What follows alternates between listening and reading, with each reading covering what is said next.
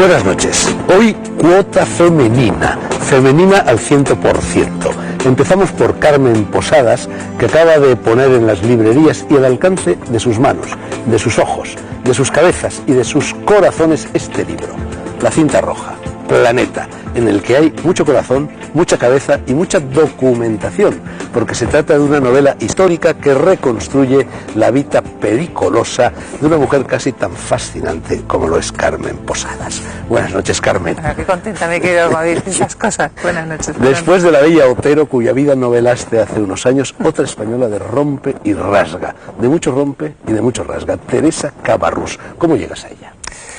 Pues mira, es curioso porque yo la conocí cuando estaba en el colegio. No sé si pasaba en tu época, pero nosotros cuando estudiábamos historia nunca llegábamos al final del libro. Igual sucedía aquí.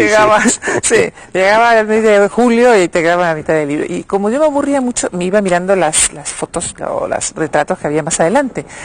Y había un retrato de Teresa Cabarrús y decía que había sido aventurera, espía, amante de asesinos y de emperadores, marquesa, condesa y además princesa. Digo, qué barbaridad. Ah, y tuvo 10 hijos. Digo, pues señora, ¿cómo le dio tiempo a hacer tantas cosas? Y entonces, bueno, ahí me quedé con la duda porque en aquel momento tenía 16 años.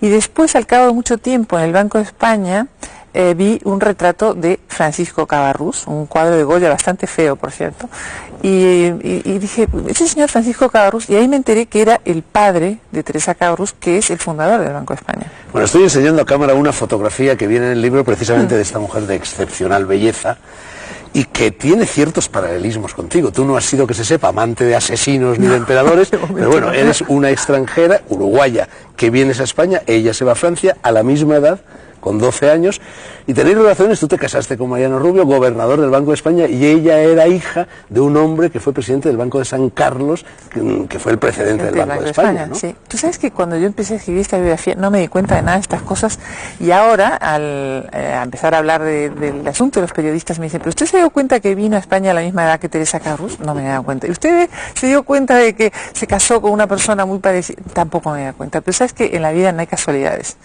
Así que a pesar de que no fuera consciente de todo esto, evidentemente me llamó la atención porque tiene muchos puntos en común conmigo. Bueno, esta mujer, Teresa Cabarrús, es mucho más conocida en Francia que en España. En Francia es conocidísima, al parecer, ¿no? ¿Sabes que he hecho la prueba? Porque fuimos a Francia a hacer un poquito el lanzamiento y le preguntaba por la calle, ¿usted sabe quién es Teresa Cabarrús? Y a nivel calle todo el mundo la conocía y sin embargo aquí en España nadie.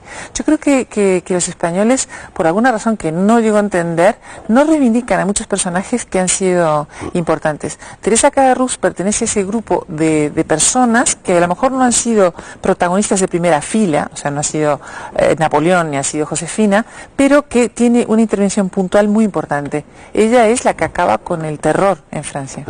Acaba con Robespierre. Bueno, ya la bella Otero era, en fin, protagonista de un libro tuyo anterior, como he dicho, es también una española que triunfa en Francia, más que en España casi, ¿no? Sí, por eso en ese sentido también se parece. Yo lo que quería hacer también, una recreación de una época, ¿no?, histórica. Me interesaba mucho contarlo con anécdotas, con historias, hacer lo que llaman los franceses la petite histoire, ¿no? Estructura del libro, muy curiosa. En el libro hay 2 voces.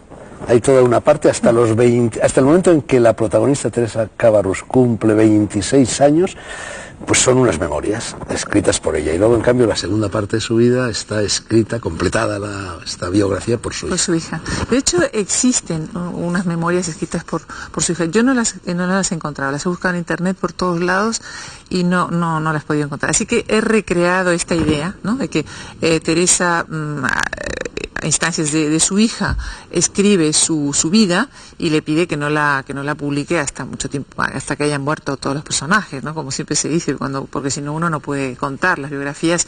Lo interesante no se puede contar y lo que se cuenta no es interesante, ¿no?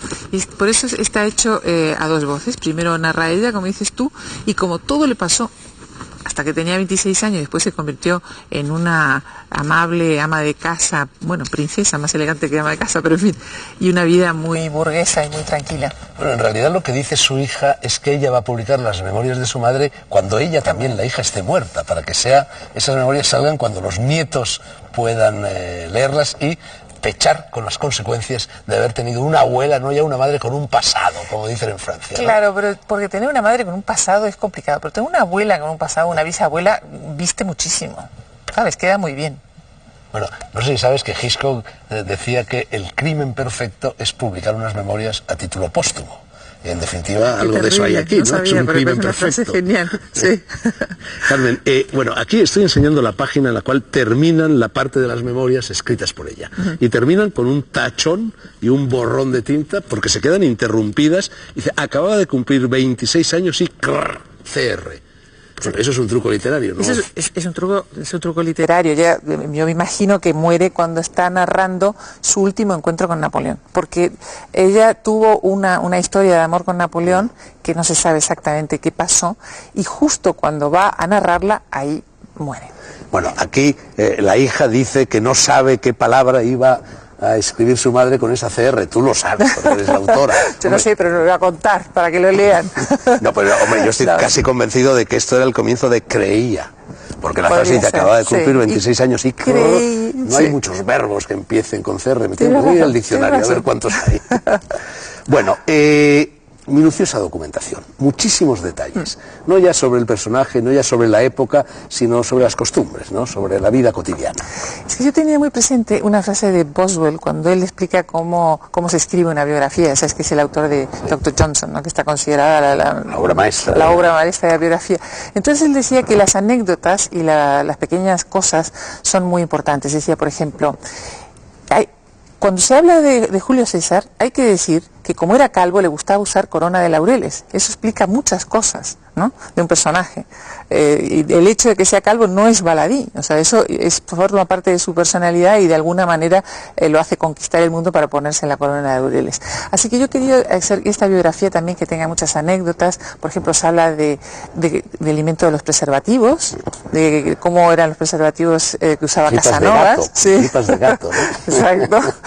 Después detalles de la vestimenta, el invento del sándwich, el invento del montgolfier, cantidad de cosas que de alguna manera también retratan una época y una situación. Una época en la que, entre otras muchas cosas, llama la atención la extraordinaria libertad de costumbres que imperaba, ¿no? Por no decir ya abierto libertinaje.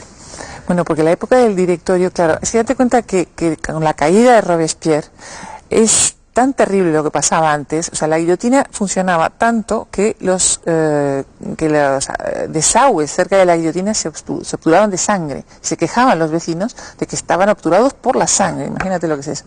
Entonces, una vez que muere Robespierre, Francia respira. Y entonces la consigna es vivir. Vamos a vivir. Y eso se traduce en hacer el amor, en fiestas fastuosas, en copiar toda la estética clásica, de vestirse como si estuvieran en Atenas, y entonces van con pecho descubierto, mojaban los vestidos para que se les pegaran bien al cuerpo. Eso ahora también lo hacen, ¿no? Las camisetas mojadas, ¿no? Exacto, o sea que no está todo inventado. Pero tú dices después de la muerte de Robespierre, oye, y antes, Carmen, incluso antes de la Revolución Francesa, por ejemplo, la protagonista, me parece que hay un momento del libro en que dices que no había cumplido aún los 15 años cuando ya había tenido al menos 2 experiencias amorosas. Claro, porque una mujer de esa clase social y en esa situación, si no tenía una amante, era una pacata y una aburrida. O sea, estaba más o menos aceptado que el primer hijo se tenía con el marido, esto se llevaba muy a rajatabla, vamos a darle a un heredero, pero a partir de ahí, anchas Castilla, y más aún los verdes prados de Francia. El libro lleva una especie de capítulo inicial que es el recuerdo de la guillotina. La guillotina gravita sobre todo el libro. La cinta roja era, explícalo tú.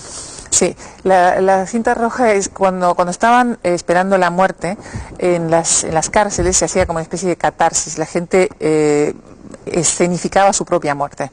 Entonces ensayaban las palabras que iban a decir en el patíbulo y jugaban a hacer todo un ritual. Incluso los guillotinaban. O sea, uno hacía de juez, el otro hacía de verdugo, ponían 2 sillas y la guillotinaban, ¿no? Era como una especie de rito iniciático. Y después de eso le ponían una cinta roja. Esa tradición de la cinta roja luego se retoma, una vez caído Robespierre, en lo que se llama el baile de víctimas. El baile de víctimas eran unos bailes